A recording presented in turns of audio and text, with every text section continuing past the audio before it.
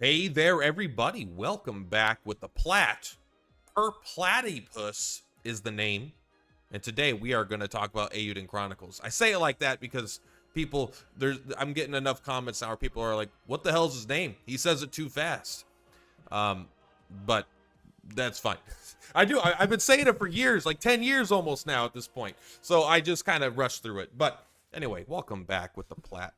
We're talking Eiyuden Chronicles. Today we're talking the top 5 supports in the game. Now, preface this. This is coming from the perspective of hard mode. This is coming from... they're the top 5 best supports. This is both going to be based off power level and how much I like them personally, which is the most important thing as this is my list, okay? So, the top 5 can mean lots of stuff. Maybe there's things that you like. I don't have all the characters. I have over 100. Most of the rest of them are tied behind mini games that I don't want to do. So that is not going to happen. But let's jump into it. Thank you, members and supporters. Boom! Forgot for a second there, but we're back. All right. If you want to support the Plat, consider throwing a couple bucks. If you don't want to throw a couple bucks, thank you for watching. But you could leave now. I'm just kidding. Please stay. Thank you. All right. So number 5, and I'm going to do a quick honorable mention before we get to the real top 5. Jean Quiz is a honorable mention. People say he can get you a lot of money. He doesn't function in hard mode all restrictions. You don't get money after combat ends. So doubling the amount of money you get after combat ends is 0 times 2 equals 0. So he does nothing. But if you're not playing on hard mode, I hear he could be pretty good for getting you a lot of money. But in the real top 5 here, we're starting with Ulin. This doubles the collected experience you get when combat ends. Now, this is 99.9% of the time terrible. But the way the experience works in this game is maybe my least favorite thing about the game in general. It's not...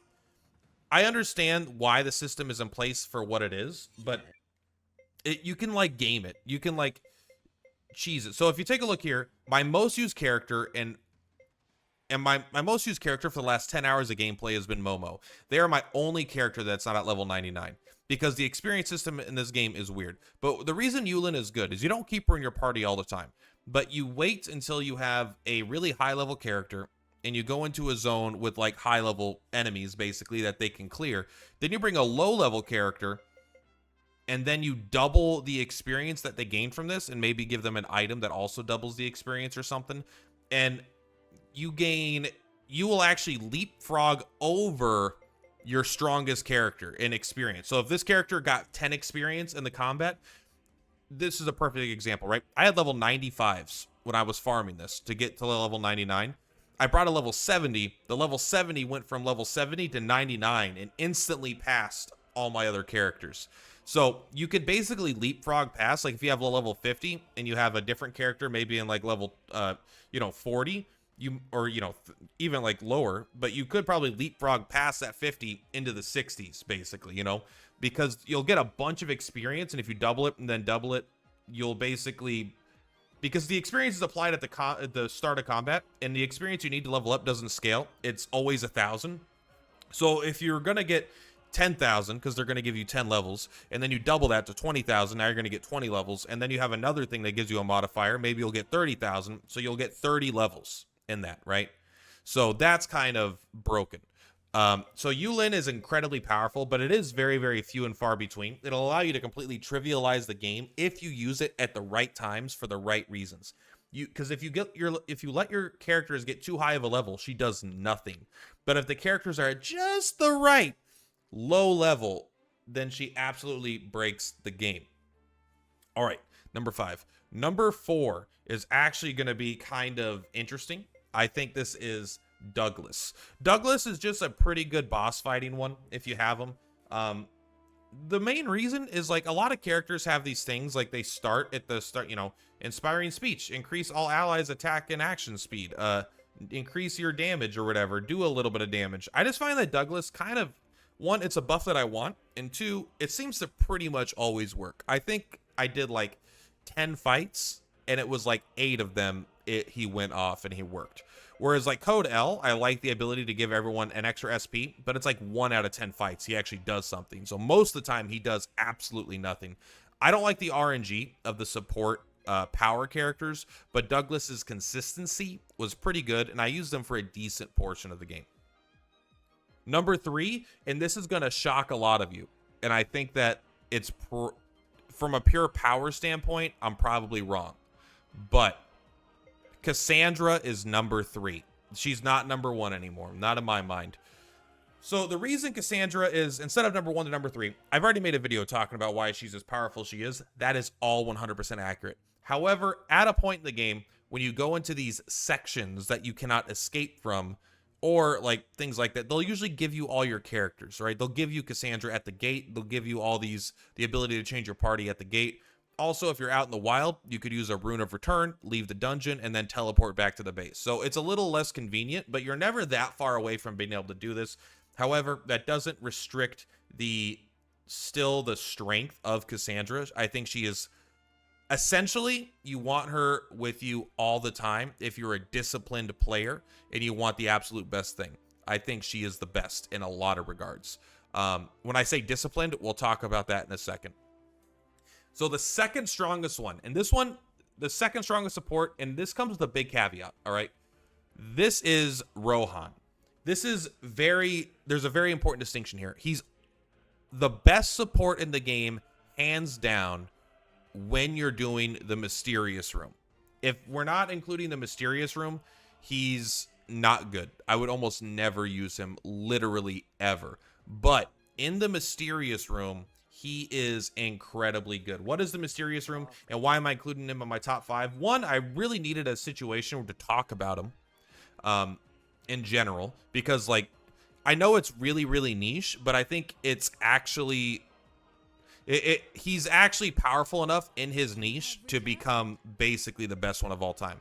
So why is he so powerful here? Yes, healing a little bit over time is good. There's other characters that will give you like sustain or whatever, right? Potentially. And why is he specifically so good? So it doesn't say this here, but the way this works, obviously it heals you 20% HP at the end of combat. That's nice, so your characters stay topped off. But what this actually does, where you'll never take him off your support while doing the hero's trial, this will revive dead party members after combat. Meaning, if most of the time, because this doesn't matter, right? If you're on the world map and you fight, characters come alive with 1 HP at the end of combat, you could just heal them. It's not a big deal.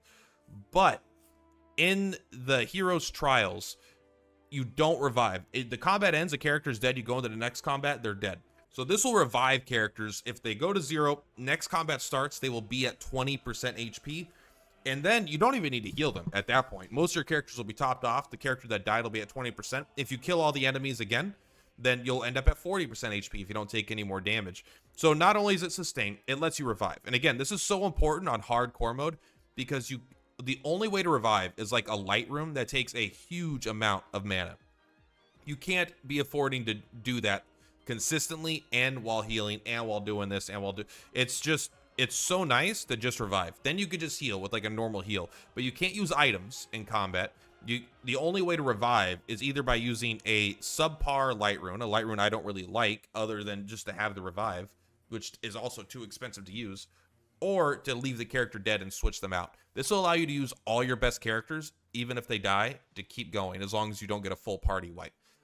Rohan is absolutely busted in the hero's trial, like actually busted. But he's not the best.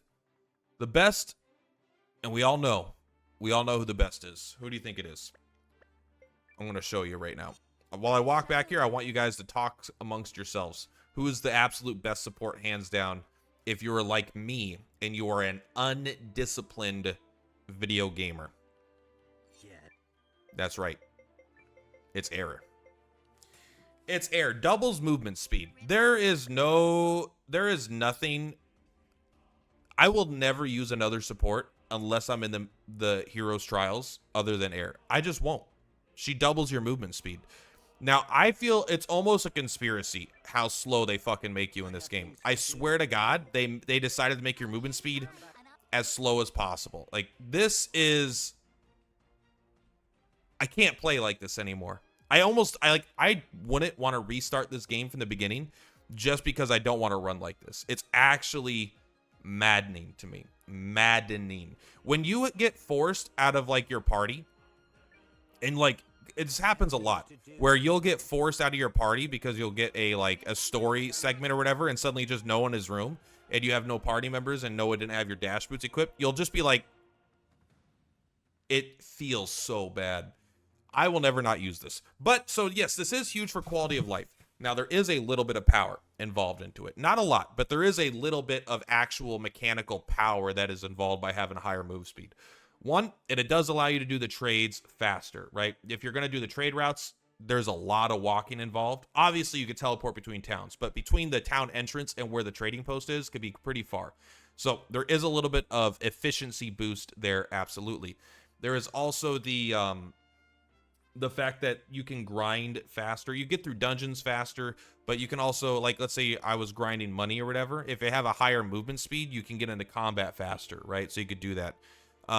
So there is a little bit of quality. There's mostly quality of life, which is huge, but then there is a little bit of efficiency as well, mostly with the economy. But when you're going around trying to recruit characters, you're going around. If you're playing the game, you want this movement speed. If you're standing still in the mysterious room doing combat, you're not moving. You don't want this character. But outside of that, I mean, holy crap, man.